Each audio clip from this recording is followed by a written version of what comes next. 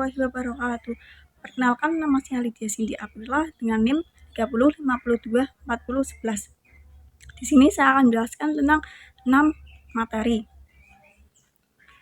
Materi yang pertama, peradaban pra-Arab dengan kata kunci jahiliyah. Kehidupan orang-orang bangsa Arab sebelum Islam disebut dengan masa jahiliyah.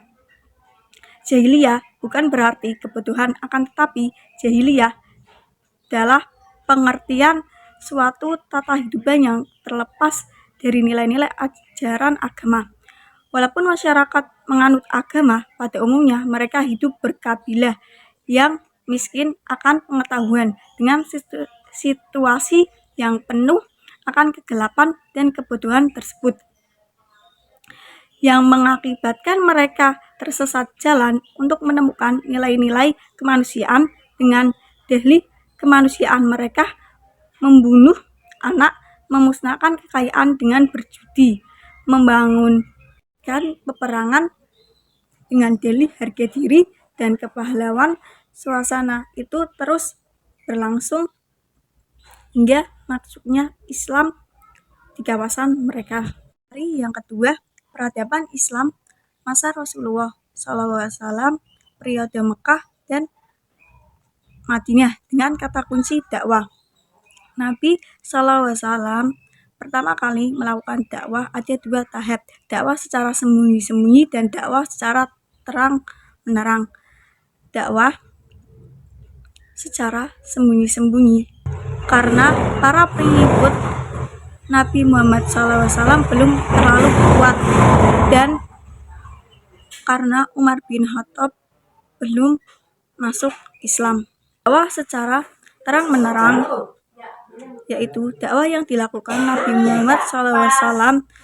Sebelumnya Nabi Muhammad SAW berdakwah secara sembunyi-sembunyi selama 3 tahun. Lalu 3 tahunnya akhirnya Nabi Muhammad SAW membuka dakwah secara terang-menerang karena Umar bin Khattab sudah masuk Islam. Menjelaskan tentang materi yang ketiga, yaitu Khulafaur Rasyidin, Abu Bakar As-Siddiq dan Umar bin Khattab, yang dengan kata kunci keberhasilan kepimpinan. Keberhasilan kepemimpinan Abu Bakar As-Siddiq. Yang pertama, Abu Bakar As-Siddiq melaksanakan keinginan Nabi Muhammad SAW yang belum terlaksana, yaitu mengirim pasukan di bawah pimpinan Utsmah ke perbatasan Syria. Yang kedua, menghancurkan gerakan kaum Riddat sehingga kaum tersebut dapat dimusnahkan dalam 1 tahun. Yang ketiga, menangani orang-orang yang menolak membayar zakat. Yang keempat, Abu Bakar berhasil dalam melakukan penyebaran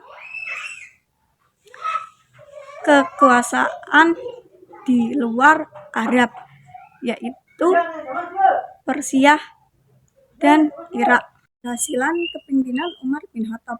Yang pertama, memperluas wilayah Islam dengan menaklukkan wilayah yang sebelumnya dikuasai oleh 2 kekuasaan besar, yaitu Persia dan Romawi, yaitu wilayah Syam, Mesir hingga Irak. Yang kedua, sistem administrasi ditata dengan baik yang membuat pemerintahan berjalan stabil.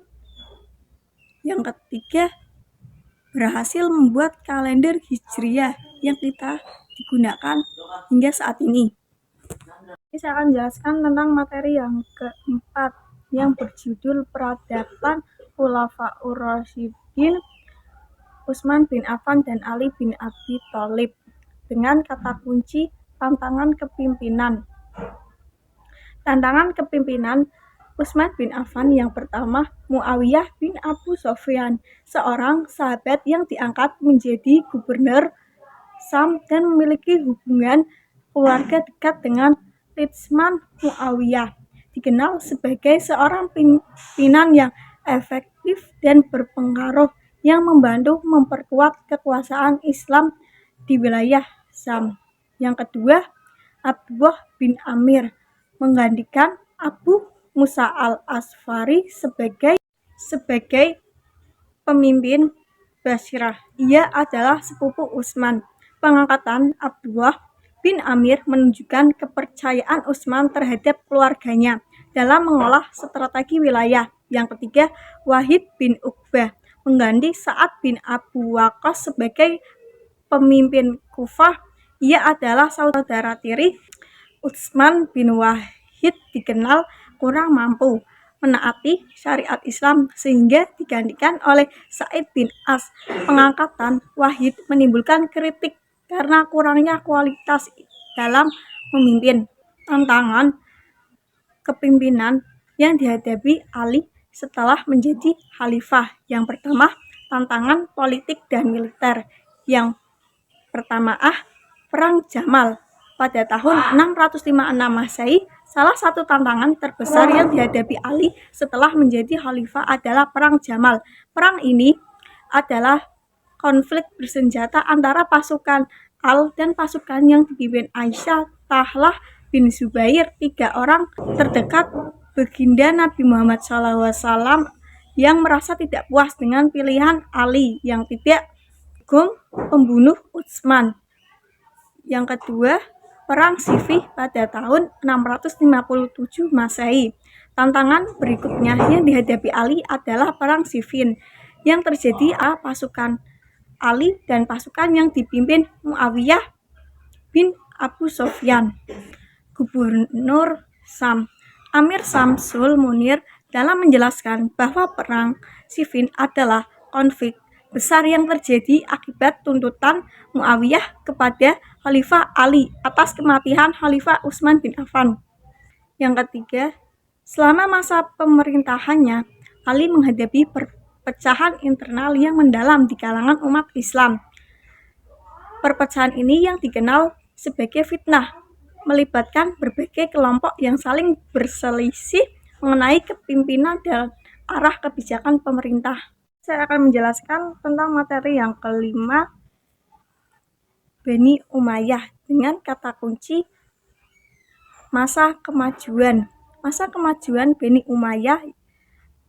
Perluasan wilayah. Masa pemerintahan Bani Umayyah terkenal sebagai suatu era agresif di mana usaha perluasan wilayah dan penaklukan yang terhenti sejak zaman Qatswah Khulafaur Rasyidin terakhir menjadi fokus perhatiannya.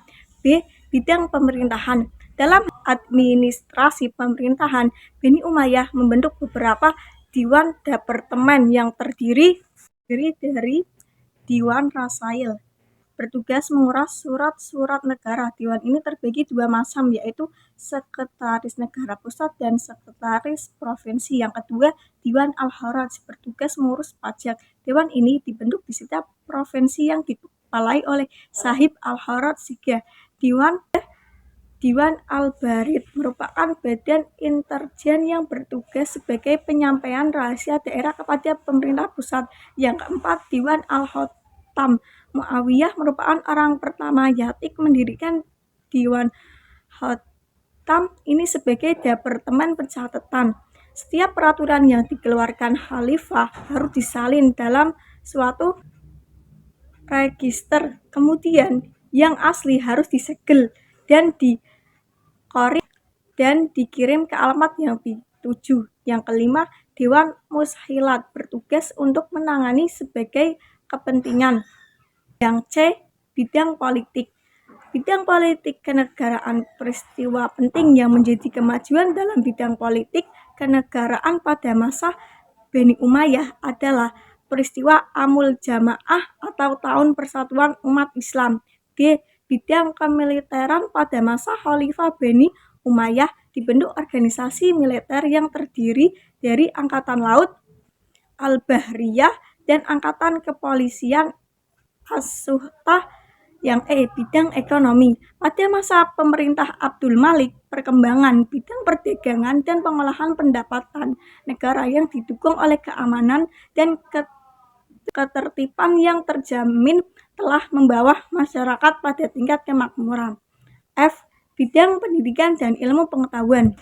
Yang ke-1, pengembangan bahasa Arab. Yang kedua, Marbat sebagai kota pusat kegiatan ilmu. Yang ketiga, ilmu qiraat. Yang keempat, ilmu tafsir. Yang kelima, ilmu hadis. Yang keenam, ilmu fiqh. Yang ketujuh, ilmu nahwu.